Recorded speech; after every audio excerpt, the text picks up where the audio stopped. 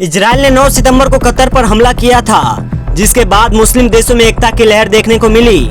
इस हमले के बाद यह पहला मौका है जब कई इस्लामिक देश इस खतरे का सामना करने के लिए एक साथ खड़े हुए हैं। इसी वजह से मुस्लिम देशों ने कतर की राजधानी दोहा में आपातकालीन शिखर सम्मेलन आयोजित किया, जिसमें सभी मुस्लिम बहुल देश शामिल हो रहे हैं। सम्मेलन में मिडिल ईस्ट में इजराइल की बढ़ती आक्रामकता पर गंभीर चर्चा की जा रही है। कतर पर हमले के बाद कूटनीतिक तौर पर मिस्र ने भी स्पष्ट रुख अपनाया।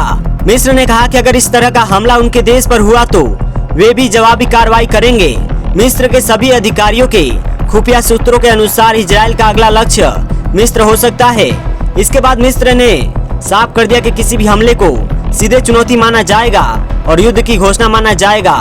मिस्र ने मुस्लिम देशों को नाटो जैसा एक सैन्य गठबंधन बनाने का प्रस्ताव रखा है। मिस्र का सुझाव है कि मुस्लिम देशों को एकजुट कर एक संयुक्त सैन्य बल बनाया जाए जो किसी भी मुस्लिम राष्ट्र पर हमले के खिलाफ सुरक्षा प्रदान कर सके।